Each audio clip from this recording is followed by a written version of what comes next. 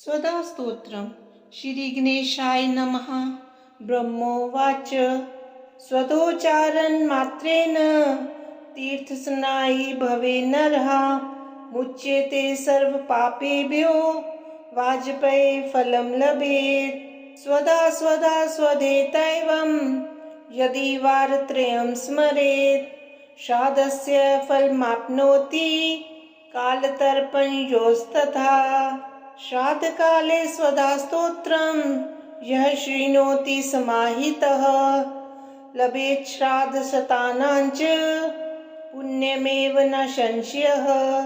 स्वधा स्वधा स्वधेतैवं त्रिसन्ध्यं ये पठे नरः प्रियां विनीतां स लभेत् साध्वीं पुत्रगुणान्वितं।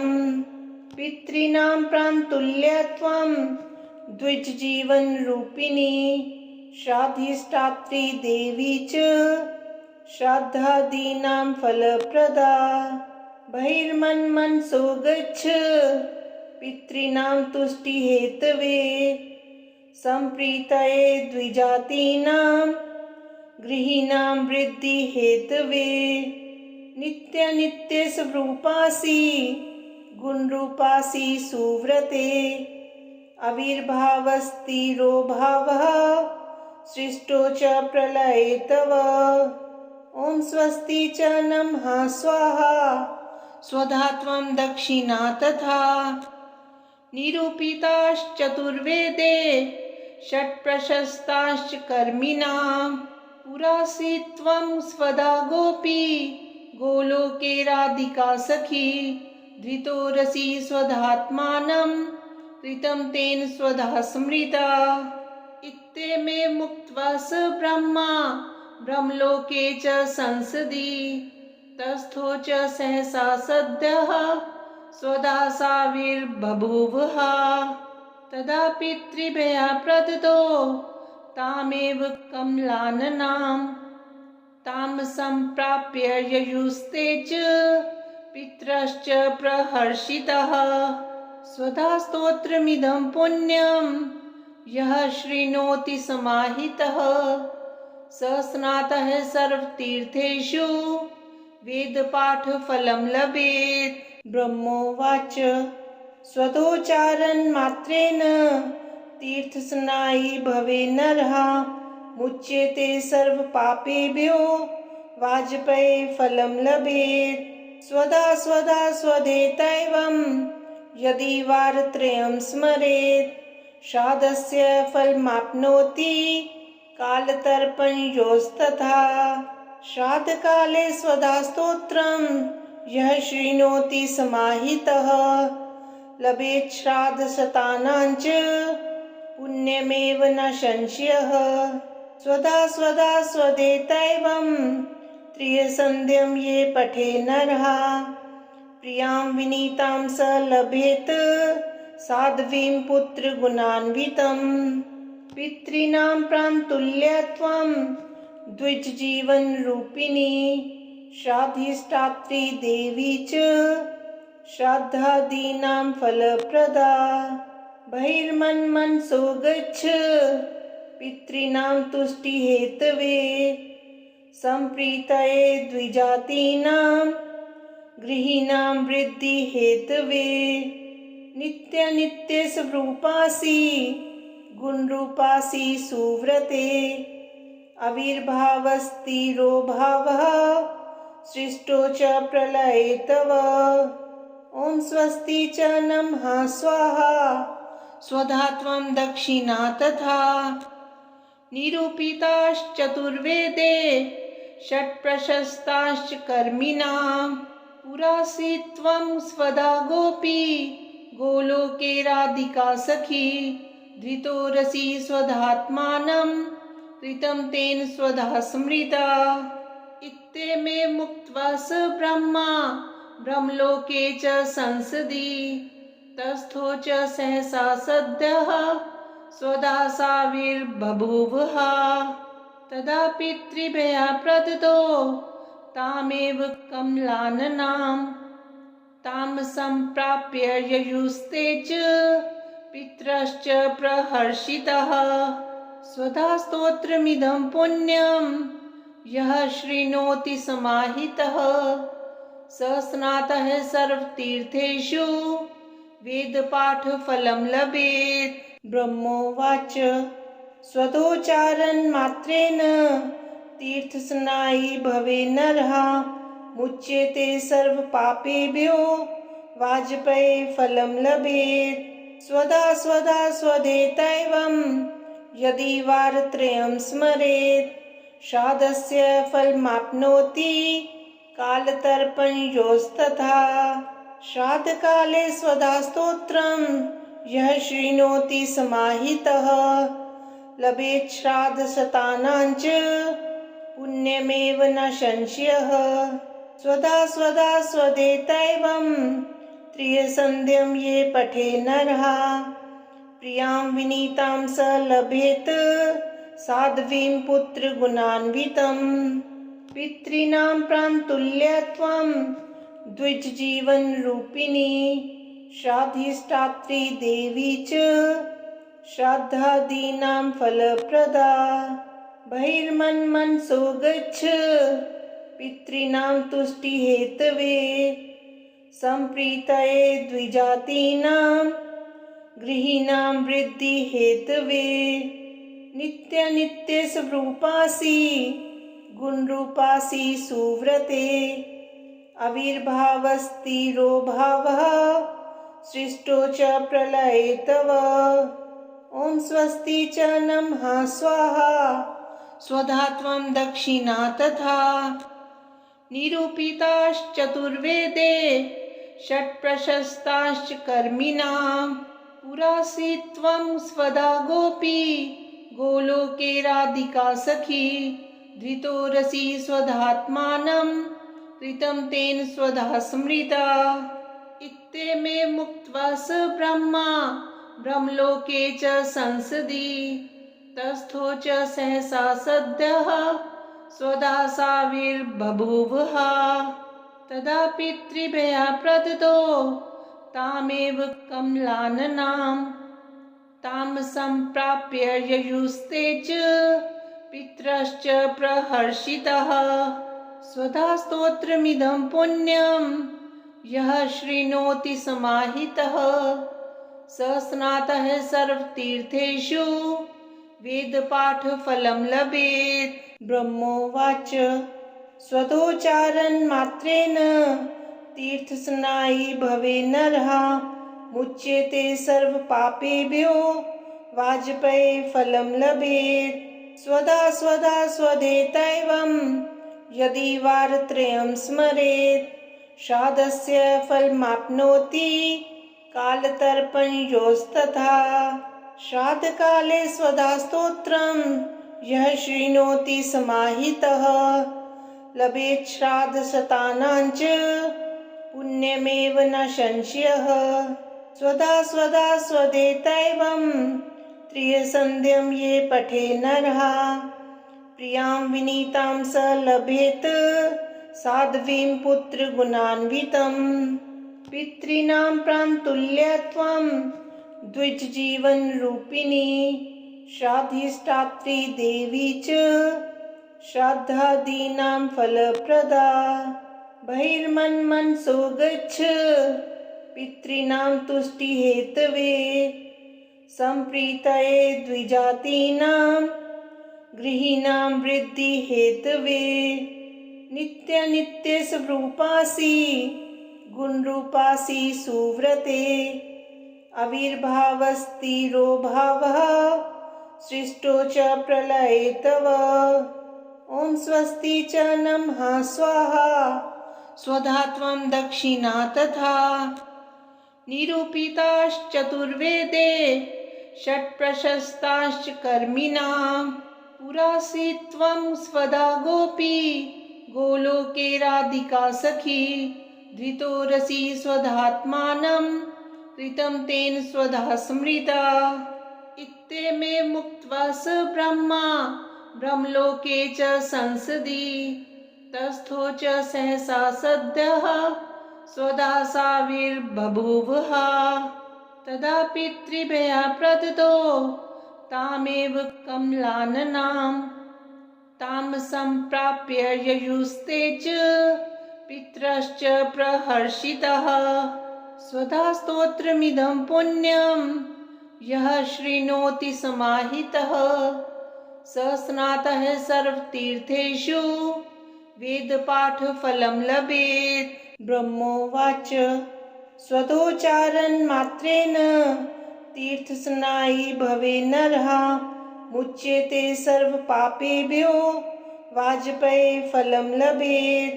स्वधा स्वधा स्वधेतैवं यदि वारत्रयं स्मरेत् श्राद्धस्य फलमाप्नोति कालतर्पणयोस्तथा। श्राद्धकाले स्वधा स्तोत्रं यः शृणोति समाहितः लभेत् श्राद्धशतानां च पुण्यमेव न संशयः। स्वधा स्वधा स्वधेतैवं त्रियसन्ध्यं ये पठे नरः प्रियां विनीतां स लभेत साध्वीं पुत्रगुणान्वितं। पितॄणां प्राणतुल्यत्वं द्विजजीवनरूपिणी श्राद्धिष्ठात्री देवी च श्राद्धादीनां फलप्रदा। बहिर्मन्मनसो गच्छ पितॄणां तुष्टिहेतवे सम्प्रीतये द्विजातीनां गृहीणां वृद्धिहेतवे। नित्यनित्यस्वरूपासि गुणरूपासि सुव्रते आविर्भावस्थिरो भावः सृष्टो च प्रलये तव। ॐ स्वस्ति च नमः स्वाहा स्वधा त्वं दक्षिणा तथा। निरूपिताश्चतुर्वेदे षट्प्रशस्ताश्च कर्मिणां पुरासि त्वं स्वधा गोपी गोलोके राधिका सखी। धृतो रसि स्वधात्मानं कृतं तेन स्वधा स्मृता।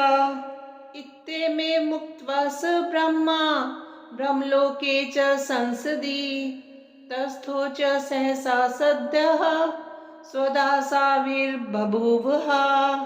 तदा पितृभयप्रदतो तामेव कमलाननां तां सम्प्राप्य ययुस्ते च पितरश्च प्रहर्षितः।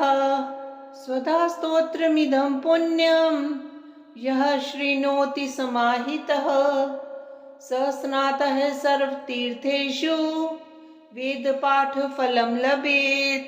ब्रह्मोवाच स्वधोच्चारणमात्रेण तीर्थस्नायी भवे नरः मुच्यते सर्वपापेभ्यो वाजपेयफलं लभेत्।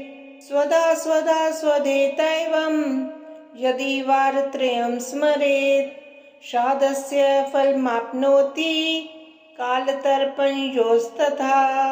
श्राद्धकाले स्वधा स्तोत्रं यः शृणोति समाहितः लभेत् श्राद्धशतानां च पुण्यमेव न संशयः। स्वधा स्वधा स्वधेतैवं त्रियसन्ध्यं ये पठे नरः प्रियां विनीतां स लभेत साध्वीं पुत्रगुणान्वितं। पितॄणां प्राणतुल्यत्वं द्विजजीवनरूपिणी श्राद्धिष्ठात्री देवी च श्राद्धादीनां फलप्रदा। बहिर्मन्मनसो गच्छ पितॄणां तुष्टिहेतवे सम्प्रीतये द्विजातीनां गृहीणां वृद्धिहेतवे।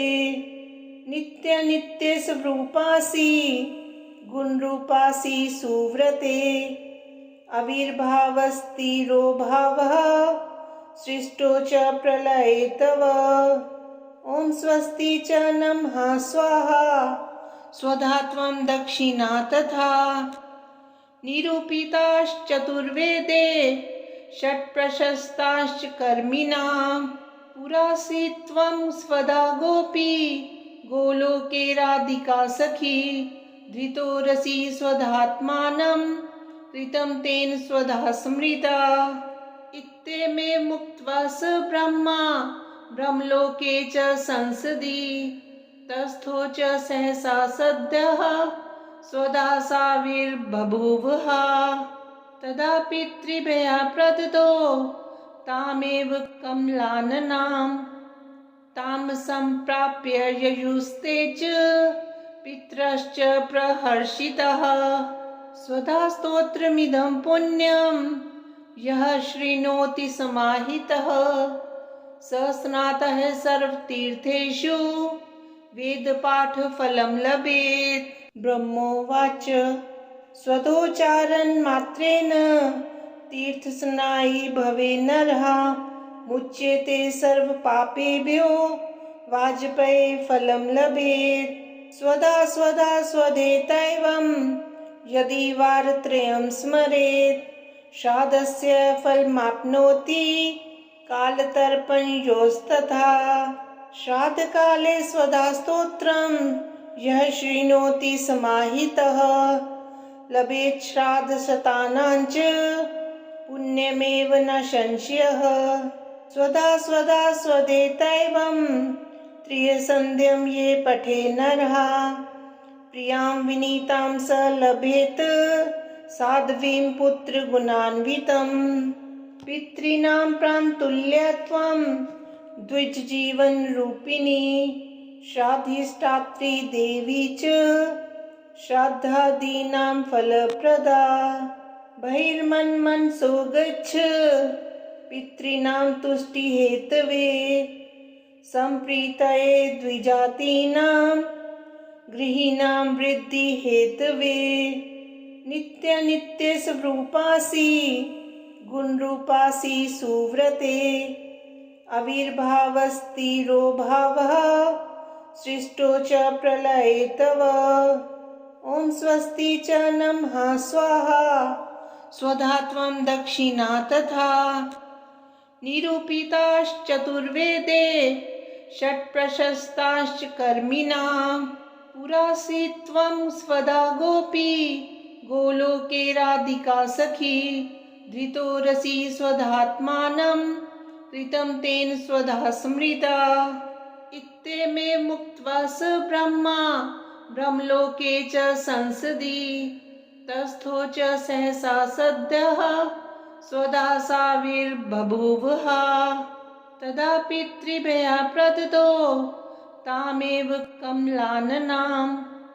तां सम्प्राप्य ययुस्ते च पितरश्च प्रहर्षितः।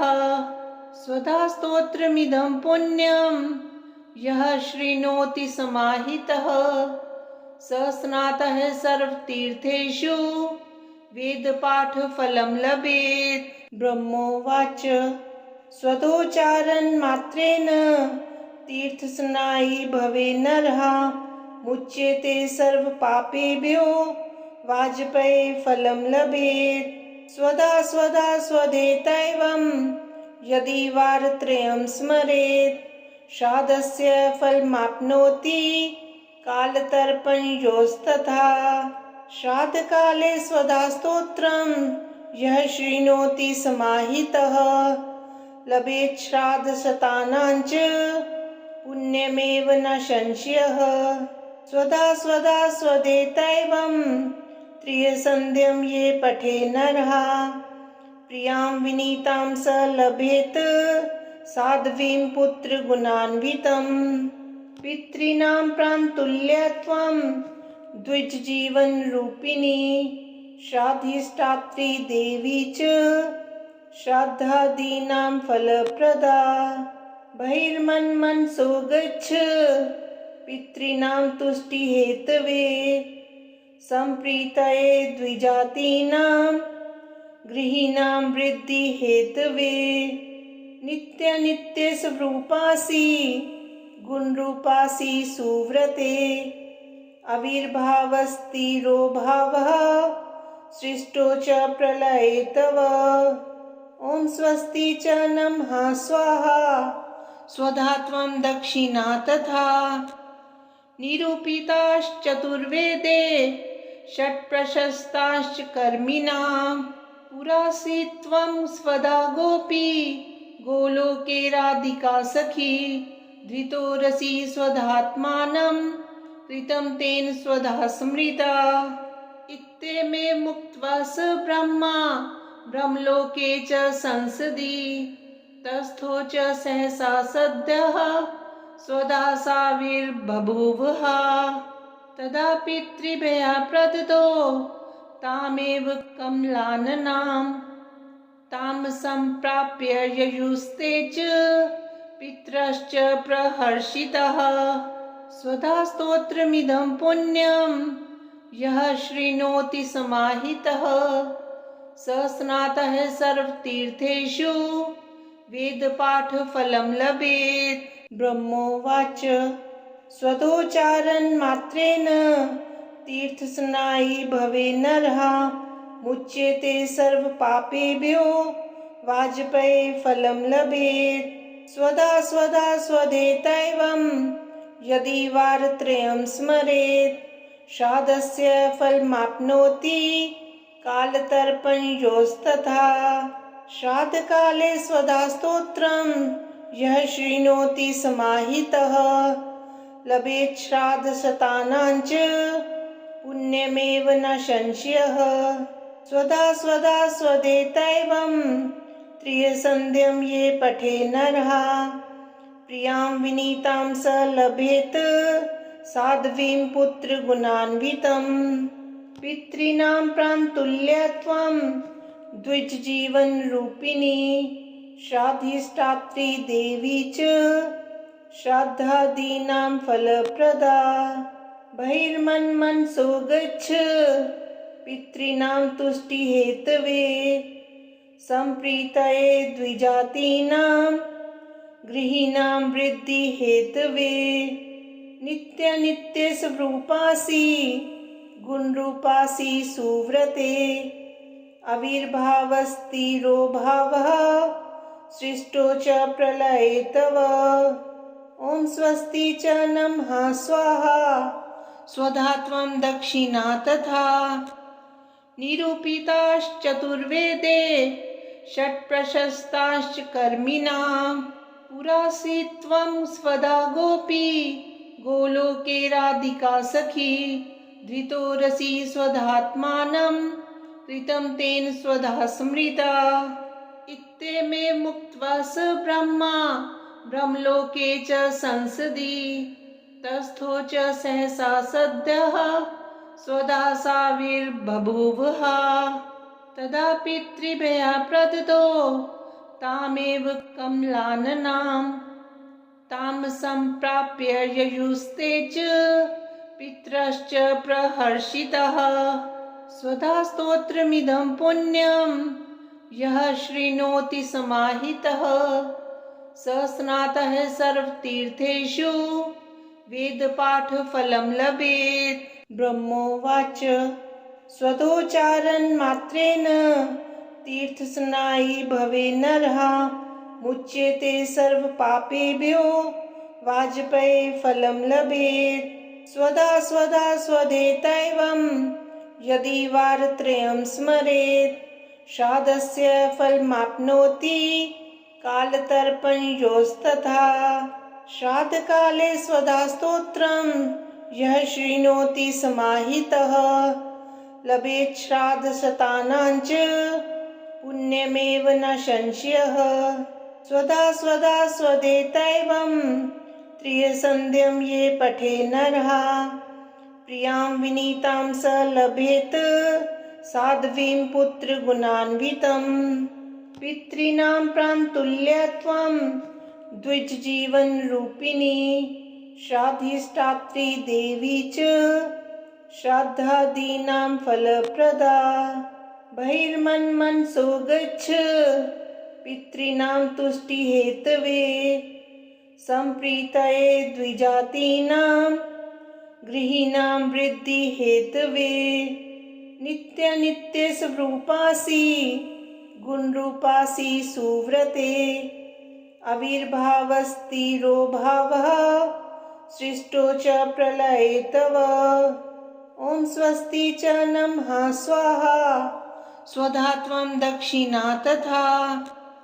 निरूपिताश्चतुर्वेदे षट्प्रशस्ताश्च कर्मिणां पुरासि त्वं स्वदा गोपी गोलोके राधिका सखी धृतोरसि स्वधात्मानं कृतं तेन स्वधा स्मृता इत्येमे मुक्त्वा स ब्रह्मा ब्रह्मलोके च संसदि तस्थो च सहसा सद्यः स्वदासाविर्बभूवः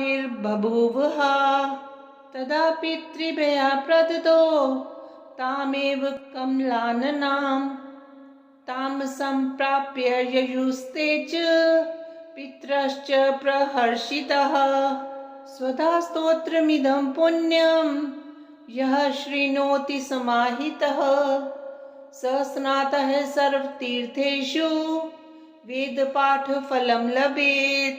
ब्रह्मोवाच स्वदोच्चारणमात्रेण तीर्थस्नायी भवे नरः मुच्यते सर्वपापेभ्यो वाजपेयी फलं लभेत्। स्वधा स्वधा स्वधेतैवं यदि वारत्रयं स्मरेत् श्राद्धस्य फलमाप्नोति कालतर्पणयोस्तथा श्राद्धकाले स्वधा स्तोत्रं यः शृणोति समाहितः लभेत् श्राद्धशतानां च पुण्यमेव न संशयः। स्वधा स्वधा स्वधेतैवं त्रियसन्ध्यं ये पठे नरः प्रियां विनीतां स लभेत् साध्वीं पुत्रगुणान्वितम्। पितॄणां प्राणतुल्यत्वं द्विजजीवनरूपिणी श्राद्धिष्ठात्री देवी च श्राद्धादीनां फलप्रदा बहिर्मन्मनसो गच्छ पितॄणां तुष्टिहेतवे सम्प्रीतये द्विजातीनां गृहीणां वृद्धिहेतवे नित्यनित्यस्वरूपासि गुणरूपासि सुव्रते आविर्भावस्तिरो भावः सृष्टो च प्रलये तव ॐ स्वस्ति च नमः स्वाहा स्वधा त्वं दक्षिणा तथा निरूपिताश्चतुर्वेदे षट्प्रशस्ताश्च कर्मिणां पुरासि त्वं स्वधा गोपी गोलोके राधिका सखी धृतोरसि स्वधात्मानं कृतं तेन स्वधा स्मृता इत्येमे मुक्त्वा स ब्रह्मा ब्रह्मलोके च संसदि तस्थो च सहसा सद्यः स्वदासाविर्बभूवः तदा पितृभ्यः प्रददो तामेव कमलाननां तां सम्प्राप्य ययुस्ते च पितरश्च प्रहर्षितः स्वधा स्तोत्रमिदं पुण्यं यः शृणोति समाहितः स स्नातः सर्वतीर्थेषु वेदपाठफलं लभेत्। स्वधा स्तोत्रं सम्पूर्णम्। स्वधा स्वधा स्वधा।